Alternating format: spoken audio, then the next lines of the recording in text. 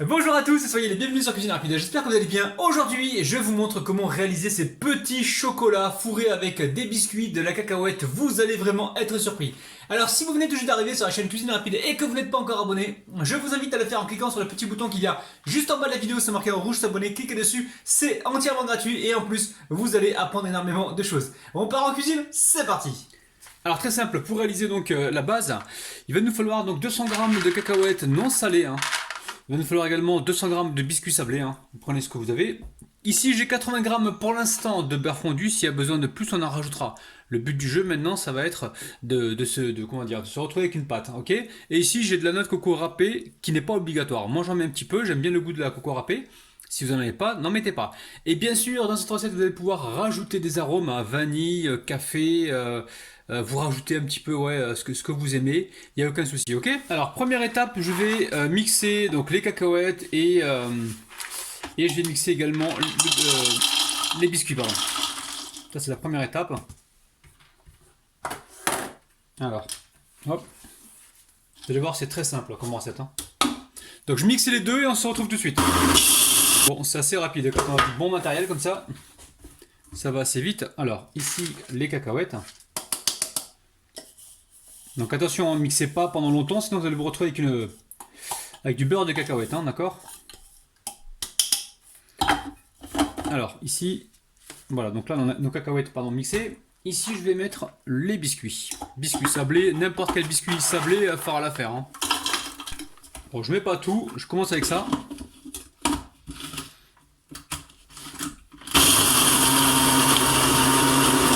Voilà, quand ça descend un petit peu comme ça, je mets le restant.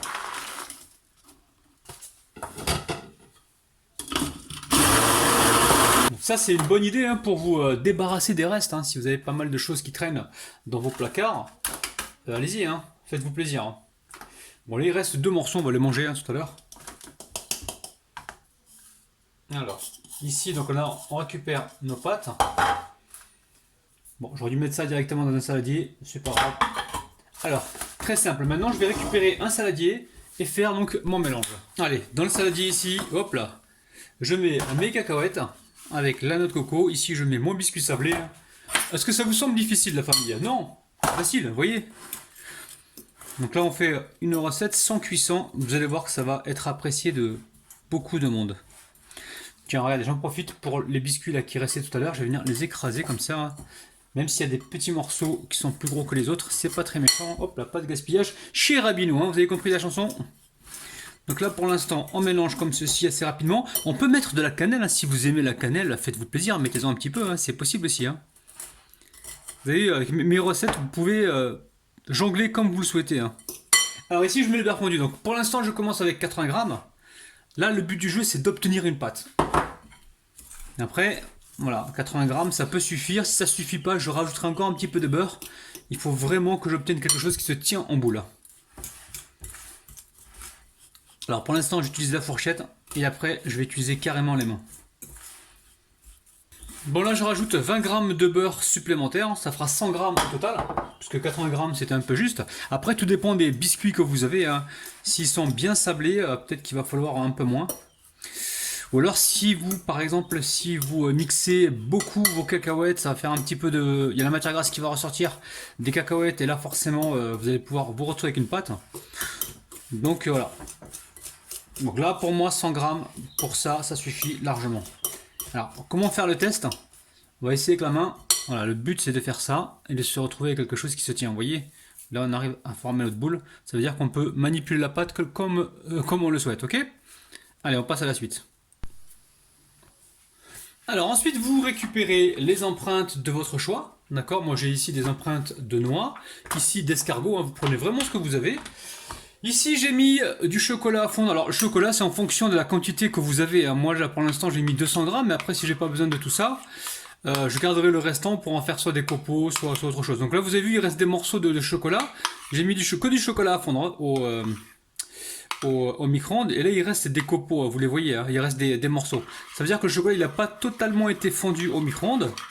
Voilà, si vous le fondez totalement, il se peut que quand vous le démoulez, il reste collé un petit peu au doigt. Par contre, si vous le faites fondre à 80% et que vous laissez la chaleur donc du chocolat fondre justement les petits morceaux qui restent, vous avez plus de chances d'avoir un chocolat qui se tient dans la durée et qui ne colle pas au doigt.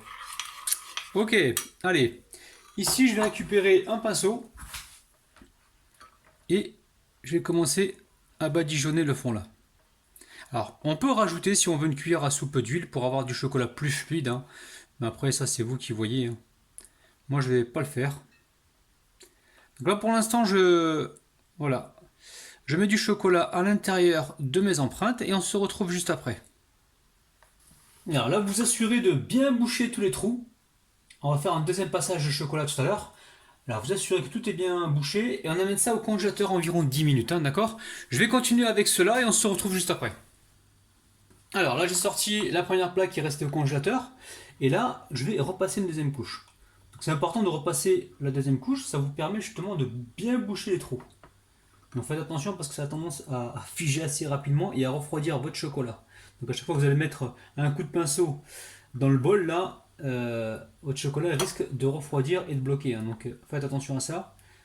C'est pour ça que c'est bien de chauffer le chocolat au bain-marie et de temps en temps de le remettre un petit peu au bain-marie pour le remettre à température. Donc là je repasse une deuxième couche, j'emmène mes chocolats pour l'instant au frigo environ une dizaine de minutes et on se retrouve juste après. Alors ça a bien pris au frigo. Le conseil que je vais vous donner, vous savez ce que c'est? Commencez d'abord par le chocolat et ensuite réalisez votre pâte, d'accord? Parce que là la pâte je l'ai réalisée tout à l'heure. Donc le beurre il a un petit peu refroidi et le but c'est que le beurre en fait, que le fondu que l'on a mis à l'intérieur refroidisse directement dedans pour qu'il se compacte comme il faut, ok? Donc là j'en profite pour voilà, former un peu de pâte et je vais appuyer comme ça gentiment. Alors vous appuyez avec les doigts ou avec la fourchette, c'est vous qui voyez. Alors si vous voulez recouvrir le tout de chocolat, ce que je vais vous conseiller, c'est de moins les remplir pour pouvoir mettre une dernière couche de chocolat. Mais trop de chocolat tue le chocolat, hein, ok? Donc je vous déconseille de faire ça, je ne vais pas remettre du chocolat dessus, moi. Opération Rabino le Radino, aujourd'hui pas de gaspillage. Vous avez compris?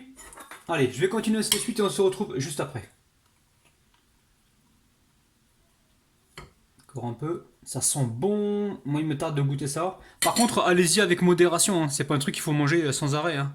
Ok, vous en mangez un ou deux et puis après, basta, ok? Alors, n'appuyez pas trop fort parce que vous risquerez de briser le chocolat qu'il y a dessous, hein, ok? Donc n'appuyez pas trop fort, hein. Donc là, ça part donc, au congélateur aussi, pareil, pour environ 20-30 minutes. Comme ça, on pourra ensuite le démouler. Et là, je vais continuer donc ainsi de suite. Donc je mets tout ça au congélateur et on se retrouve juste après. Alors, ça passait un petit moment au réfrigérateur, hein, parce que je l'ai mis au départ au congélateur et ensuite j'ai descendu ça au réfrigérateur. Alors, les escargots, eux, ont bien marché, par contre les noix, pas trop, hein. Je vais vous montrer, regardez-moi ça, c'est super beau, hein. Super beau. Je mets ça sur une assiette, comme ceci. Alors, le conseil que je vais vous donner là-dessus, c'est prenez des empreintes qui soient assez profondes comme ça, et qui n'ait pas trop de motifs dedans, parce qu'avec le chocolat, ça va très très mal se démouler. Je vais vous montrer l'empreinte à noix. Regardez-moi ça, c'est magnifique. Alors, je démoule d'abord les escargots et on se retrouve donc juste après pour l'autre démoulage. Magnifique. Allez, je vais vous montrer donc les noix. Mais je préfère moins faire l'erreur que vous, hein, d'accord? Donc voilà, j'en ai démoulé quelques-uns ici, on peut voir que ça s'est démoulé à moitié. Sauf celui-ci, il me semble qu'il s'est bien démoulé. Je vais vous le montrer, regardez. Voilà. Moins il y a de motifs et mieux c'est pour le démoulage, hein, d'accord? Là, on va mettre ici. C'est pour ça que c'est important de mettre deux couches et d'y aller doucement au niveau du démoulage. Vous voyez, hein, ça craque un petit peu. Alors, je vais être franc avec vous, hein, je les ai goûtés, c'est super bon. Ok? Donc, le conseil à retenir, c'est de prendre des empreintes qui soient assez profondes, hein, de façon à ce que le démoulage se fasse parfaitement. Ok, voilà, on pousse en dessous là, vous voyez ce que je fais? Allez, je monte celui-ci. Il a l'air pas trop mal réussi, hein. J'enlève donc les excédents. Pareil, je vais le déposer directement ici. Bon, je vais continuer le démoulage et on se retrouve donc juste après. Bon, vous voyez, hein, c'est pas mal. Donc évitez hein, tout ce qui est petit comme ça, petit moule, et prenez plus des moules comme ça assez profonds, hein, comme j'ai déjà dit tout à l'heure. Regardez-moi ça, les amis. Je pense que je peux faire la dégustation. Là, il est quelle heure là? Bah, il est presque 22h30. Bismillah, c'est parti. Hmm. Bon, ben, pour être franc avec vous, c'est une dinguerie, hein. C'est vraiment super bon, c'est incroyable. Il va falloir vraiment refaire la recette pour se rendre compte un petit peu de ce goût, mais alors magnifique.